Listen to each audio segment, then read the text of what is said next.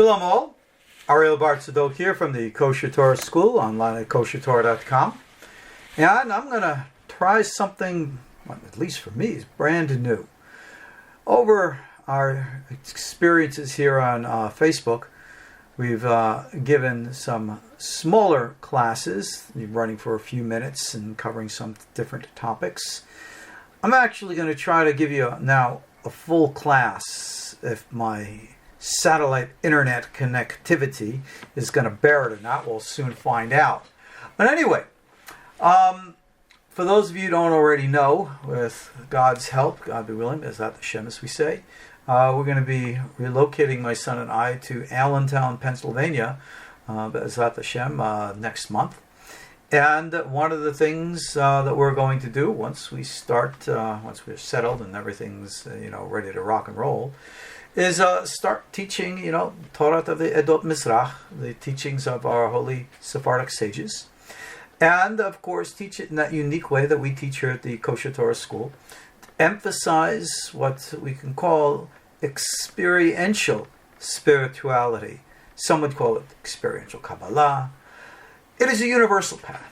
This is something that some people are a little concerned with. Actually, some people take offense at, and they don't really have what we call a halachic leg to stand upon.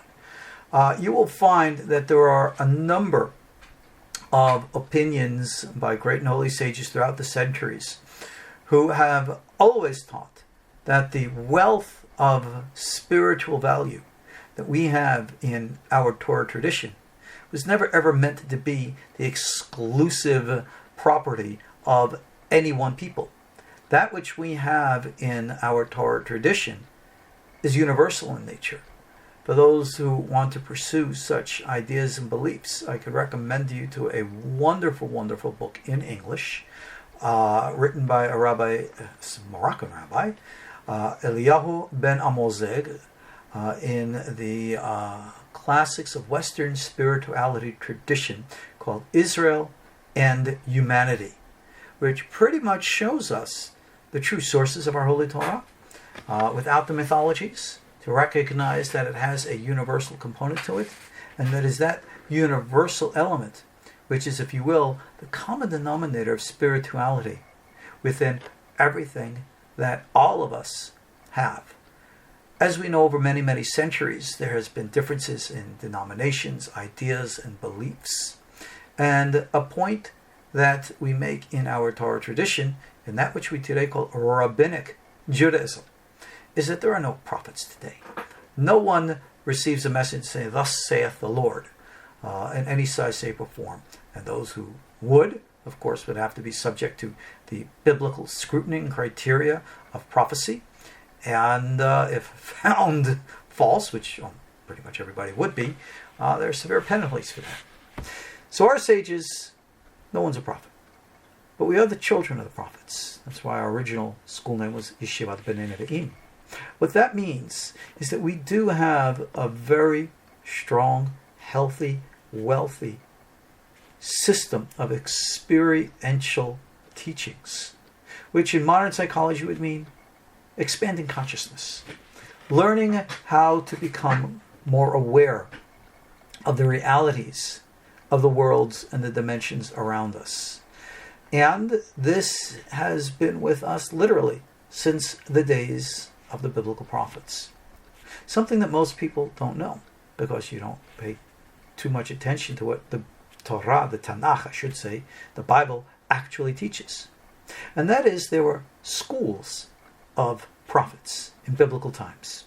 And in these schools, the individuals had to actually learn the specific prophetic techniques, how to become sensitive to and aware of what we would today call Ruach HaKodesh, the Spirit of God within, or communion with Malachim, the spiritual beings we call angels and the like.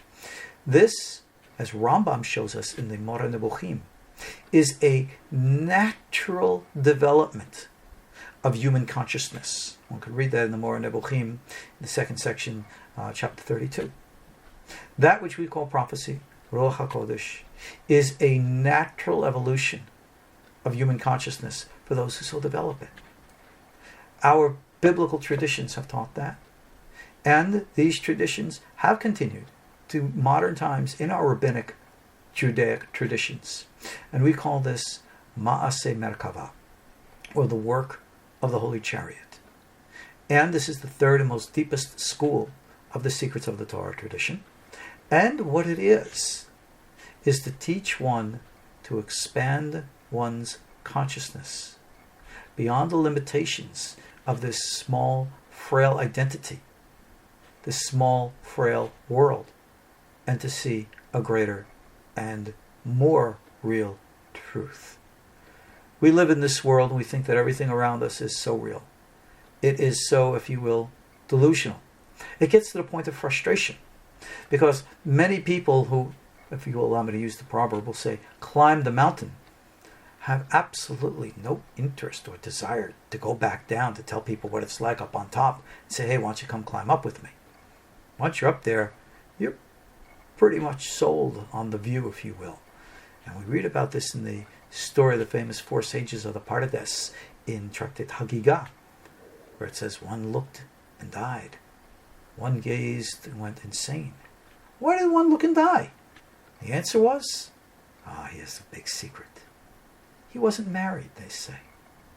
He had no grounding force to hold him to the earth. He had no love for this earth or anyone or anything on it. His experience of the Shekhinah was not in flesh and blood. It was in spirit. And when he experienced that, he said, I'm not going back. And he stayed.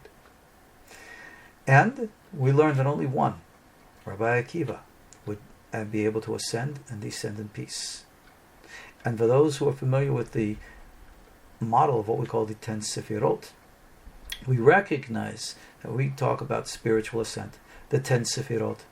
We're not talking about metaphysical realities outside, out there somewhere. We're talking about realities inside our human experience. You see, the truth is this, before we go into our text. Essentially, all of us are individual parts of a greater supersoul, a hive mind, if you will. This is the great teaching in which it states all souls were included in Adam.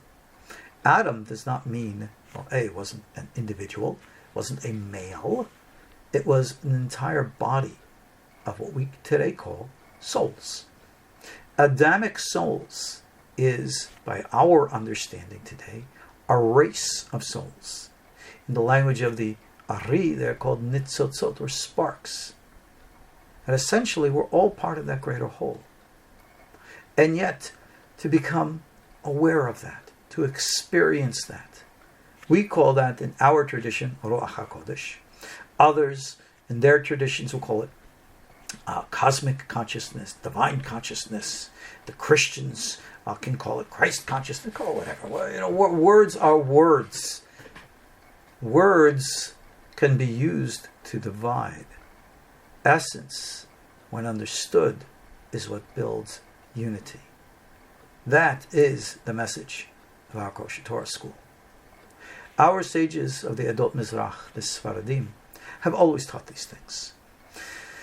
They have always been universal in nature, reaching out to try to shine the great and holy light of our Torah to all who are willing to see it and experience it.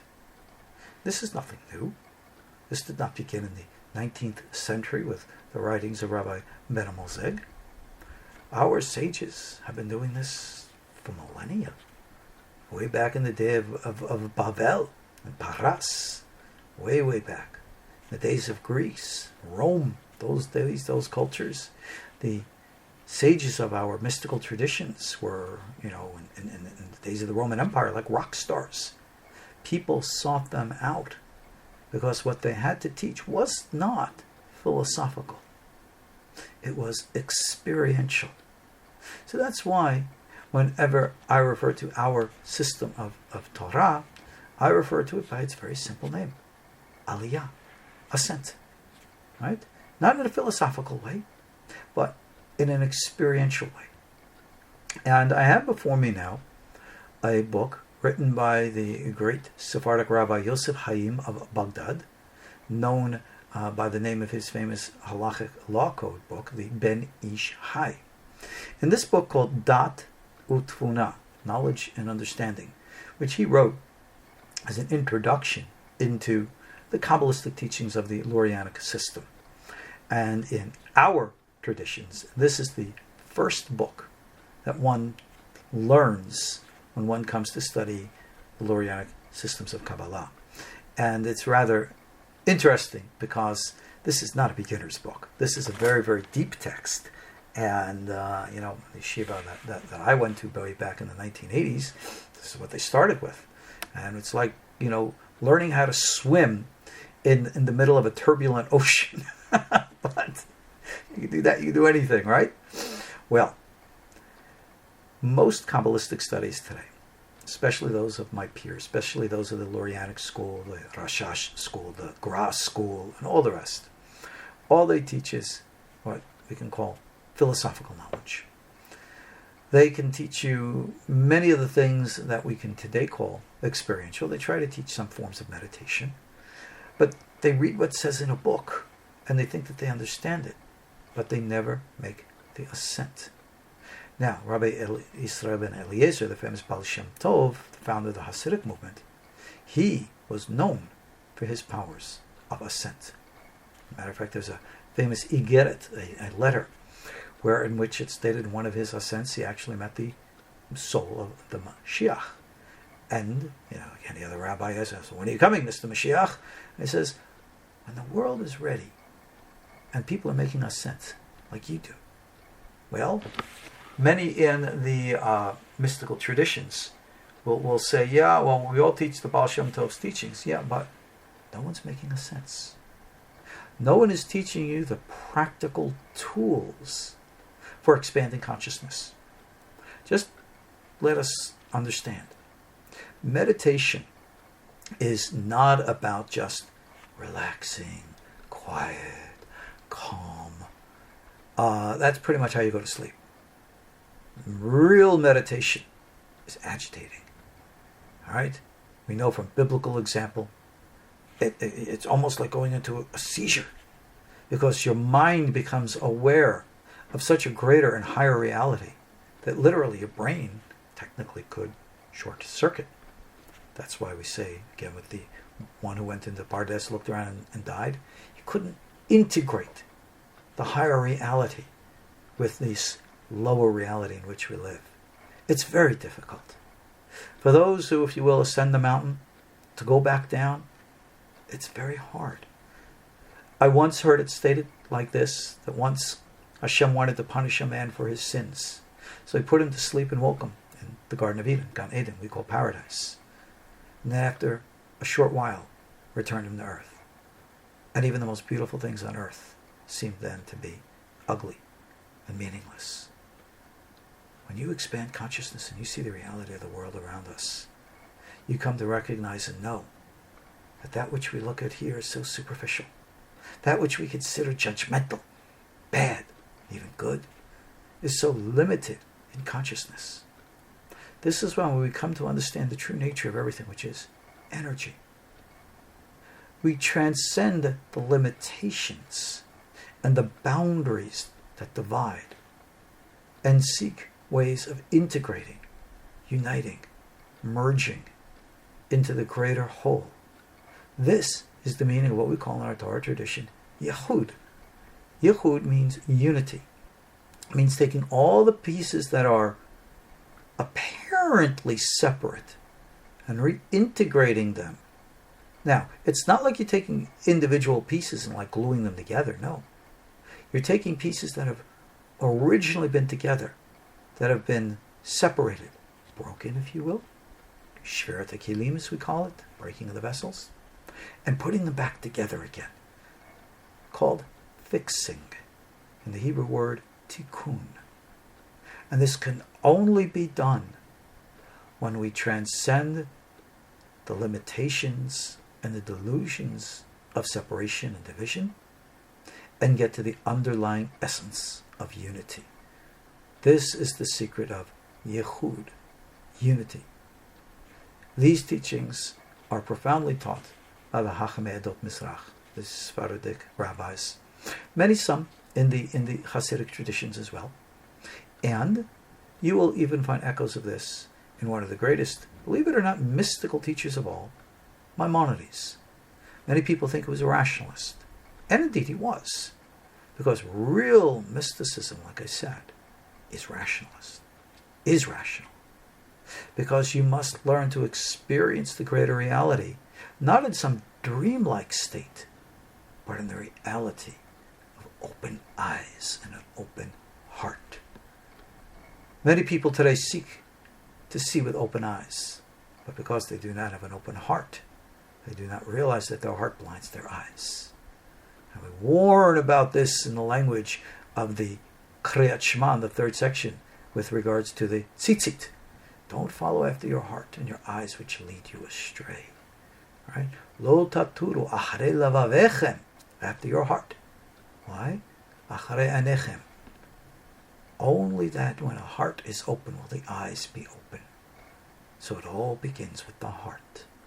That is the secret of the betil techelet, the blue and the tzalit, that we wear. So when one gazes upon the techelet, that is what one is to contemplate. What does it mean to open your heart? Well, that's a psychological thing. We all know the problems we all face. We've all been through, hell in all its grades in our lives. We all know that. Nothing's going to change that. But we can change how we respond to it. We can change how it affects us. I've always said to people, we can never really be in charge or in control of that which happens to us. But we can very much be in charge of how we choose to respond to what happens to us. Our meditative tradition is to teach us tools and techniques to expand consciousness, to give us greater mind powers, rational, intuitive. We call it Chokhmah and Bina in Sephardic language. And then through the experience of these things, come to understand the reality of a greater world. To receive inner knowledge, Chokhmah, Bina, and Da'at, Chabad, the real Chabad, not like others say. And that inner knowledge is a conviction of truth within you, that you know. And that's why the word Da'at in the original biblical context was the word used for intimacy between a husband and wife. Because it's that level of intimacy, the inner knowledge, it bonds with you. This is the knowledge of Ruach HaKodesh. And this comes to us from those who are above. Who, when, where, why, how? That's the section here that I want to share with you from the book Dat Tfuna from Maharan Ben Ishai. In chapter 41, he teaches a Torah from the Ari'zal, and I'm going to read it to you, Bezat Hashem. He states here, Ketav Rabbeinu Za'ala B'Sha'ar Ruach HaKodesh. The Ari'zal teaches us in the seventh of the 8 gates called the Sha'ar Ruach HaKodesh, the gates of divine inspiration, which in my entire course, I have a very long course on the 8 gates of the Lorianic system, audio classes on our KosherTorah website. And I teach from this Sha'ar Ruach HaKodesh things like, Kabbalistic pulse readings, facial readings, and all the rest. So for those of you interested, the syllabus is online. You can go take a look at the individual classes. That's the same book we're talking about here. This is what it's written there. Ein safek shelo yidmei ha'adam ki hatzadikim beptiratam v'hayotam shochne afar betlim min ha'avoda v'hayichud has v'shalom ki hem mityahadim tamid besod nishmatam rucha menafsham ha'alot lamala mityahadim chokhmah bina. Okay, I'll get to that in a minute. He says you have to understand that when the righteous pass away, those of expanded consciousness, when they leave this world, what are they doing? Right? They're going and hang out in the Garden of Eden, right? They have big parties up there every night, from what I hear. No. We have so many mythologies that they teach about what Gan Eden is like. We know that there are 2 levels of Gan Eden. The lower Gan Eden for lower levels of consciousness, and the higher Gan Eden for higher levels of consciousness. Most souls never achieve a higher level of consciousness until after multiple recyclings. We call them reincarnations. Now, many outside the mystical school will say, oh, you don't believe in reincarnation. Believe whatever you want. Judaism doesn't have a catechism of absolute doctrine, but for those who embrace and believe these things. Judging from the experiences that I've seen over the many years and listening to people's stories, I'm pretty convinced that Gilgulim, reincarnation, is being valid.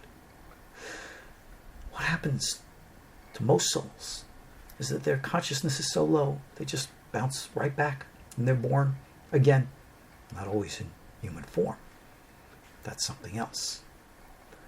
But some souls, what we call righteous, they'll experience a reality on the other side pretty similar to what they've always expected. We call that the lower Garden of Eden.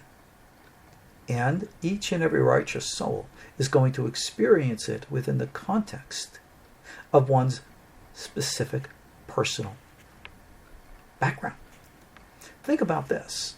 If you are a born-again Christian, you're dying waiting to see Jesus, and you go up to a Jewish heaven and you meet Rabbi Shimon Bar Yochai, it wouldn't be heaven for you, would it? If you were a Jew and you're expecting to meet Rabbi Shimon Bar Yochai and you met the Virgin Mary, you think you ended up in the wrong place. Something's not right. Each sees within their own context.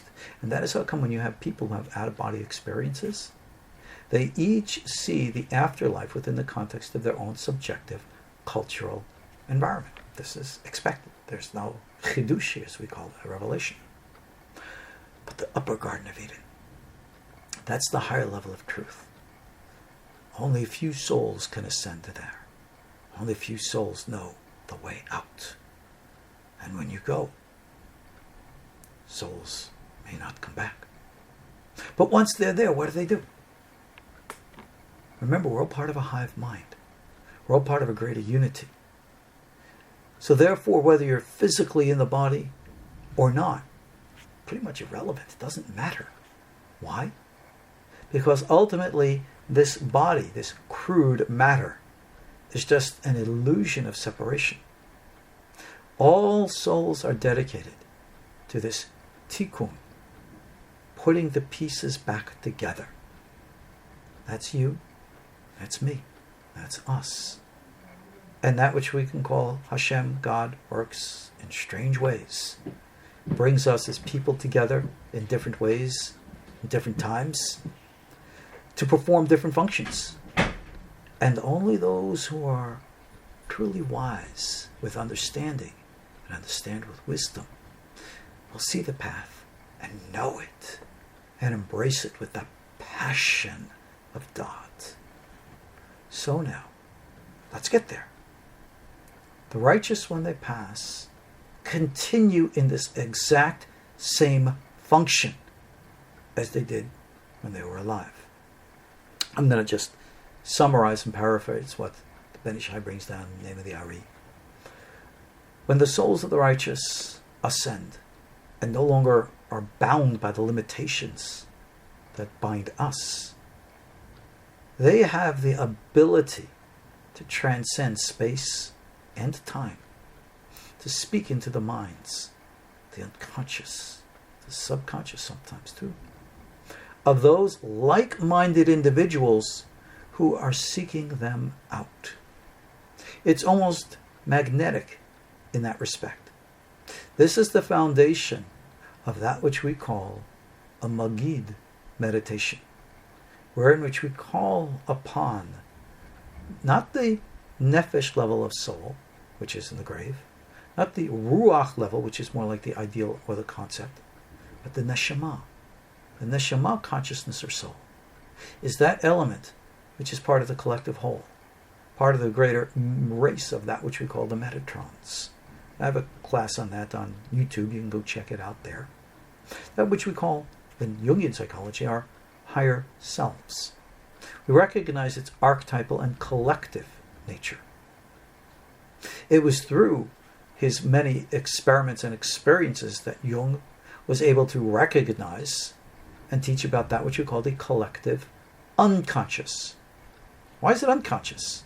Answer, because we're not aware of it. It's not conscious other than for those who can embrace it. So the souls of the righteous. And who are the righteous? Those who achieve this higher level of consciousness. Old Jews, right? No. Don't you even be so chauvinist to make that foolish assumption. Men, women, very much equal. Actually, in my opinion, I think women have a greater edge than this than men do. Jewish, non-Jewish, right out of the Tana of Eliyahu, the teachings of Eliyahu Hanavi himself. So yeah, every one of us has this innate ability. Like Rambam, Maimonides said, it's human, it's innate. You have what it takes to accomplish this. For those of you who don't know me personally, you know, I'm what they call a gym rat. I go down to the gym, I work out all the time. Put weight on the bars and you do your bench press and you do all this crazy stuff. Why? Healthy body, healthy mind. Very, very important. I'm a big believer in that and teacher of it as well. Well, if you want to build your mind, your soul, your consciousness, exercise. You want to get big muscles, right? Like Arnold. Well, you're going to go to the gym and you're going to start a bench press. 50 pounds, 60 pounds, till you get to 150 pounds, 160 pounds. Then you get up to 200 pounds, 225. So, no pain, no gain. That's the weightlifting motto. It's the same thing in Ruchaniyut and spirituality. So you see, if you want to connect above, there is a way and a technique. And this is what we call connecting to the soul of a tzaddik, otherwise called a magid, a guide. A guide is not just any soul, but it's one in which you feel. Notice that word feel, not think. Feel. Some kind of an intense, internal connection. And one of the ways and techniques that we do this is very simple. We use the words spoken by said person and we repeat them as a mantra. One of the great sages who did this, of course, was Rabbi Yosef Karo. Rabbi Yosef Karo, of course, is famous for his code of Jewish law, the foundation of modern Orthodox Judaism, the Shulchan Aruch. He would recite the words of the Mishnah, the oral Torah, Rabbi Yehuda Hanassi's book. And for him, that was the embodiment of the Shekhinah, the feminine presence of God in this earth plane. And he would go off into a trance, and the Shekhinah, she would speak through his mouth and reveal to him profound secrets of the Torah. He wrote them all down, published it in the book, which is readily available in English. Go on Amazon.com, put in Yosef Karo's name, and look for a book called A Magid of Righteousness. Yes, these things are real. And they're as real for him, and they can be real for you. Now, understand that these souls who we call the righteous have a bond with us below. And especially those in our immediate families. The Ari'zal reveals here from the Zohar that they pray for us in their upper domains. What exactly is prayer? Do they go in front of God and say, "Dear God, oh, please help this one, that one"? No. We have a mythology. It is a projection of energy. The energy of mind, which does not accept a negative view of reality, but will force through the power of will materialization of good. That's where the focus is. You need a biblical example? How about Eliyahu Hanavi himself? Remember the famous story of Elijah praying for the rain? He had to call for the rain, so he sat down and prays. Calls to the servant, "You see any rain yet?" "Nope." Goes back, prays again. Looks up after a while. "Any rain yet?" "There's a cloud in the distance." Goes back, does it again. And only then does it start to rain. Well, what do you think he was praying? "Dear God, gimme. Oh, please, make it rain." "No rain yet?" "Oh, please." Really? Really? No, I'm sorry. Eliyahu created the rain. He visualized it, and by the power of his sheer will, he made what was in his mind real. In our Kabbalah language, we talk about this materialization from Keter into Chokhmah, into Bina, into the lower realms. This is the secrets taught in our Sefer Yetzirah, the book of formation. This is the power of the mind. Oh, by the way, for those of you who don't know, maybe you've heard of our Jewish tradition called a golem. Remember the artificial life forms? Well, it starts as a tulpa, meaning a creation of the mind. And only then does it become real in form. This is the power of mind. When we recite our Amidah daily, our standing prayer, and we call upon God to bless us with wisdom, with healing, with health, and this and that, we are not asking God per se. We are creating the reality of these thoughts in our minds, projecting them into the collective consciousness to materialize the reality of that which we seek. That, and only that, is real meditation. That, and only that, is the secret of Maaseh Merkava.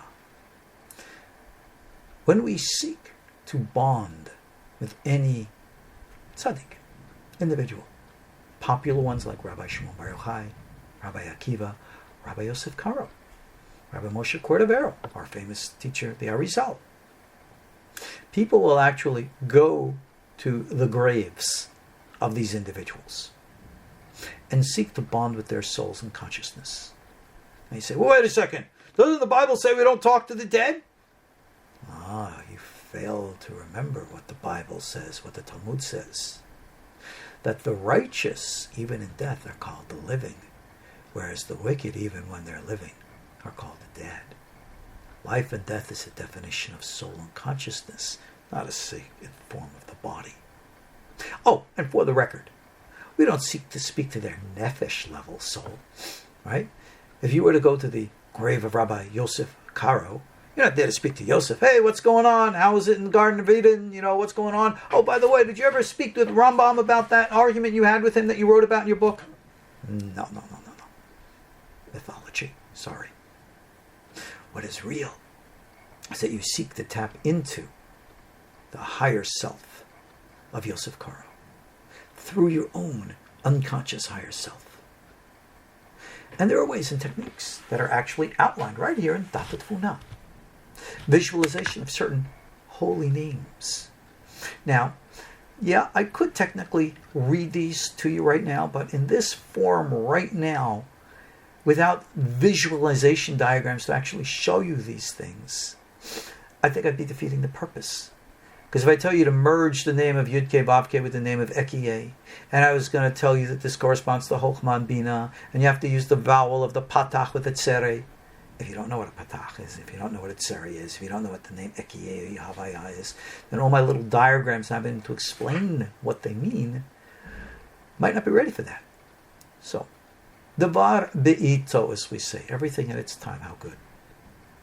Remember, all of these are a means, tools. They're a means to an end. They're not an end unto itself.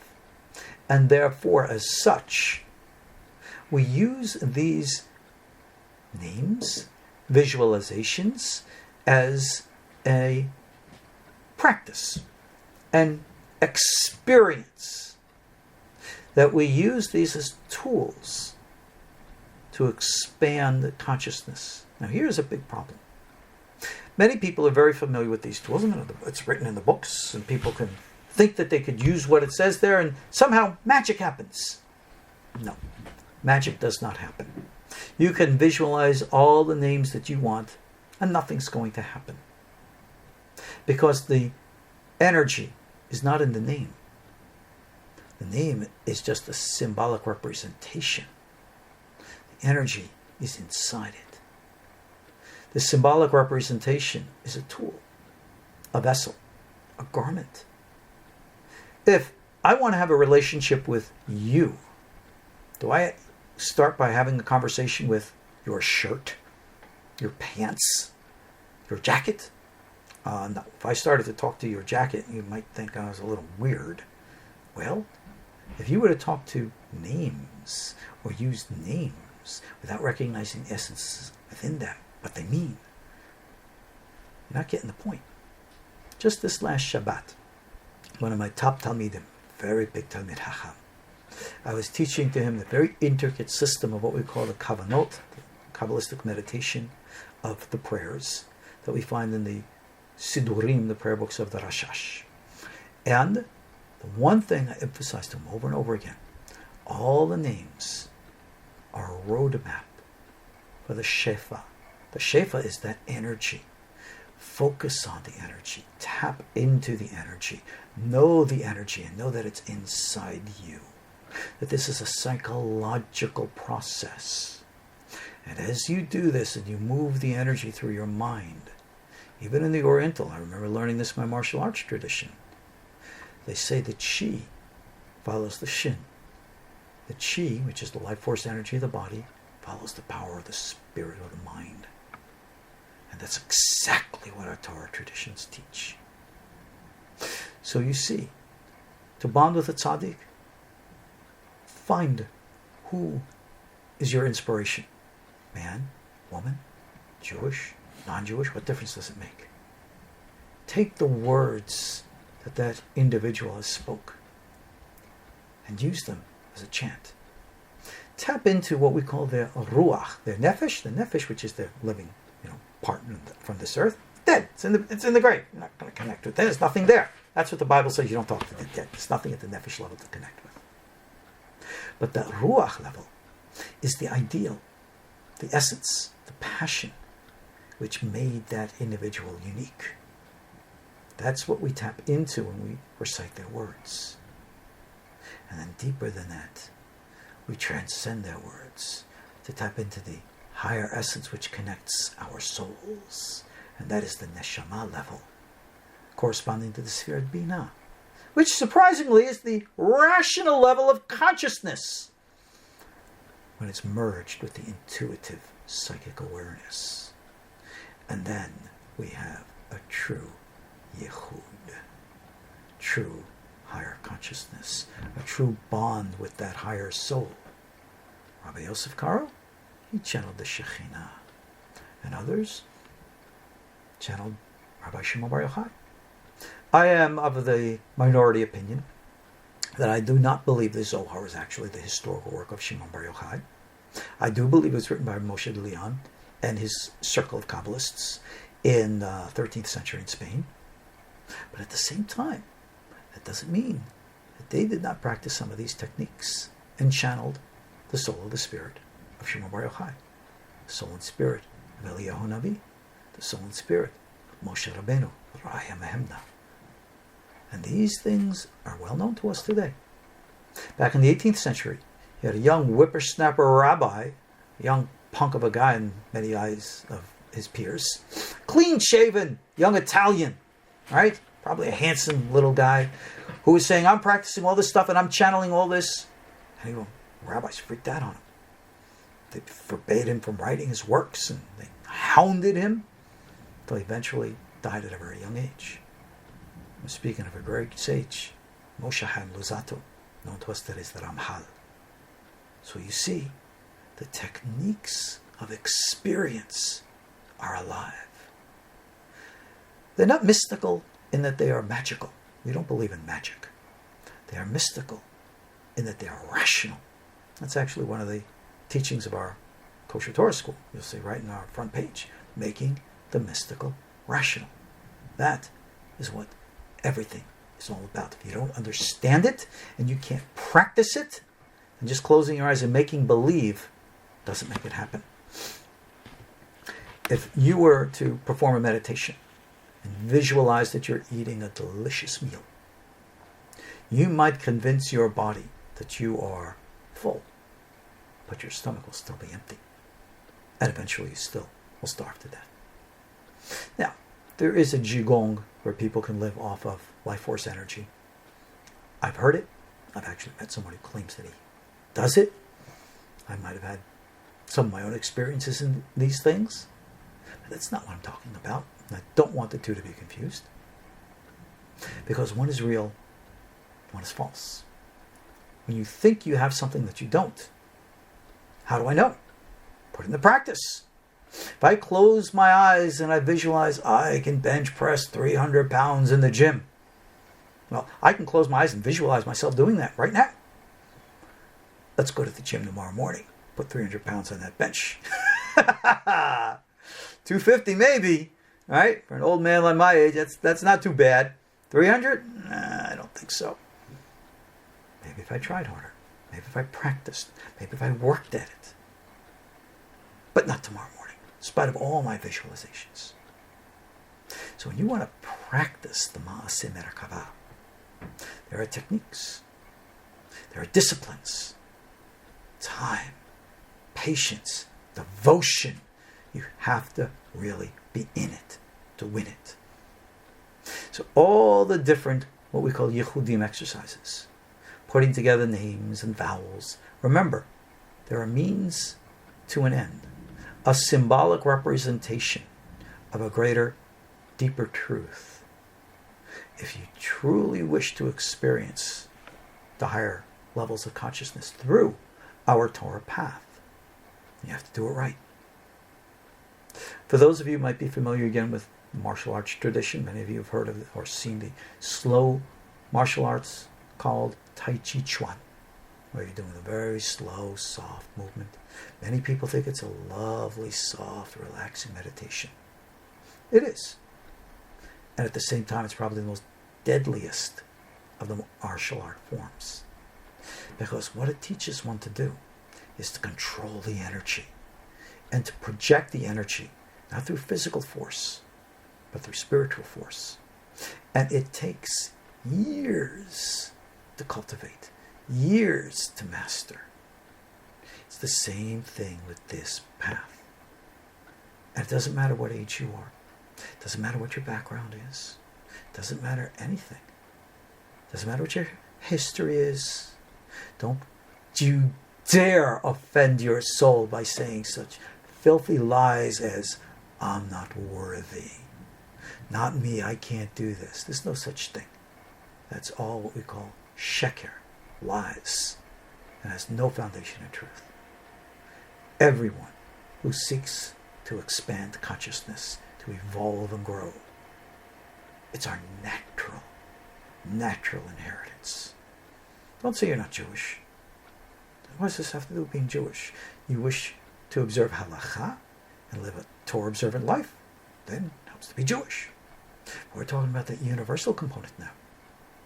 That even the Lubavitcher Rebbe, Rabbi Schneerson himself, has put in writing, and I've seen it, that to teach the basic concepts of our mysticism to the world builds bridges, unites people, and enables them to fulfill that universal law that we say that everyone should know God. Not to accept the concept of God as a theological principle. No, you have to experience it. Experience the Shekhinah means to experience the divine presence on earth, that feminine experience, the Mother Earth experience, right? That which Rabbi Yosef Karo experienced, that which Moshe Rabbeinu experienced, that which so few today even have the concept, and so many less the experience. We live in a society today where the feminine in general is horribly abused in the most disgusting, terrible way. Where the lowest level of female consciousness is what is projected outside. External. Where in which women today are told, look young, be promiscuous, use your body to control. That is the lowest level of feminine consciousness, not the highest. The highest is the matriarch. You wrote about this, the archetypes of the feminine in psychology. It's a very important thing. Sexuality, doorway to spirituality. It is the path from Malchut, the Shekhinah, through the Yesod to the Tiferet, which is the male. It's the path of bonding. It is represented in the male-female relationship as it's represented in the relationship between the Chokhmah and Bina parts of the mind. And this is the great experience of it all. And I'll share with you one of the greatest temptations of those who make the ascent. They look at this world as being nothing but a hardship and a pain. And they're all so willing to go off into the wilderness and live in the caves and disappear and just live in the higher reality. That is not our Torah path. Many in the Eastern traditions will live like that. They'll go and disappear into monasteries or ashrams and the like. Our job is not to rise to heaven. Our job is to bring heaven down to earth. And that's why we bond with this world. And we seek it. And we work with it. And we struggle with it. And we learn. We grow. And we evolve. That is the secret. The reason why we call our school the KosherTorah School. To teach these specific things. And, Bezat Hashem, with God's grace, as we move into Allentown, I'm going to open up the books. I'm going to show you the Torah of the Ben Ish Chai, like I have before me now. And we'll learn the practical techniques. I'll show you from the writings of Hacham Yaakov Abba Hatzera, for those who are on the level, who are willing and ready to learn from the Kitva Ari itself. We'll go into the writings of Avraham Avulafia. We'll go into the writings of our great and holy sages, most especially Maimonides, in his Guide to the Perplexed. Now, we're not coming into Allentown to make waves or compete with any of the present congregations or synagogues that are there. Oh, we have no time, patience for such foolishness. I've heard such stories were passing around that some were actually concerned that was our intent. Please, this is beneath all of us. No, we're here to teach. That's what I've done for 25 years. We're a school teacher, not a pulpit rabbi. No, I have no desire. I know others want me to start a Sephardi congregation. We'll start a group. We'll start a Havorah. We'll start teaching. And we'll seek to offer benefit to everyone who's already there, each in their own place, to each in their own congregation, to be a complement and a blessing to everyone, not a competition with anybody. That's my intent, and that we will live up to. So, for those of you who seek direction, short, simple, and sweet, find your inspiration. Find those words which mean the most to you. That is someone's soul from the past who might be connected to your soul. Use those words of inspiration as your chant, your mantra. Over and over again. Seek to connect with the essence within. And then sleep on it. Have maybe a glass of wine before you go to bed. Practice this over and over and over and over again. Don't expect mystical, magical miracles. Don't expect hocus pocus. But somehow, you might feel within you the awakening, the dawning of inner knowledge. As your imaginative faculty merges with your rational faculty and convinces you what you know is true from a knowledge which swells up from within you that no one and no thing will ever be able to convince you otherwise. Welcome to the world of Ruach HaKodesh. And that is how you will connect with God, fulfilling the biblical commandment of divikut, bonding with God, and understanding how the techniques of connecting with a magid, a guide, actually, realistically work. So, I hope I've given you something to think about. I hope I've given you something to practice. Remember, every path begins with the first step. Every climb begins with the first rung. So, don't go looking to run ahead. Don't go looking for all the deep, mystical, Kabbalistic Kavanah that you'll find in all the books and all the words and all the names. No magic. Just good, old-fashioned, arduous work. Right now, as I'm packing up my home in Tennessee, it is such an overwhelming job. Oh my gosh. It challenges my own faith when I see so much work that needs to be done. But it'll get done. Because I know that this is the right thing. I know the path that we are walking. I see it. And every step along the way, things get done. That's how I see and I know the hand of God is with us. And we are going to be successful. We are going to build bridges. We are going to share light. You and me, side by side together. And that is going to be what's going to be. Why? Not because I said so. Don't accept my reality. Why? See it for yourself. Know it. And when you do, we will know. And that is the meaning of Yehud. Two pieces separated, coming back together. And that is why we say, L'Shem Yehud Kudsha B'Rechu U'Shechinte, for the sake of the unity of the Holy and Blessed be He and the Shekhinah. I'll see you in Allentown, Bezrat Hashem.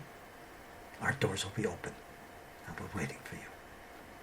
So, on that note, let's conclude now. Thank you again all for joining me. I'm your host, Ariel Tzadok from our KosherTorah School. Come join me. God bless. God be willing, soon in Allentown, we're going to learn Aliyah, true experiential Kabbalah, the true school of our Torah, of the Kabbalistic school. Looking forward to being with you, learning with you, joining with you. Shalom.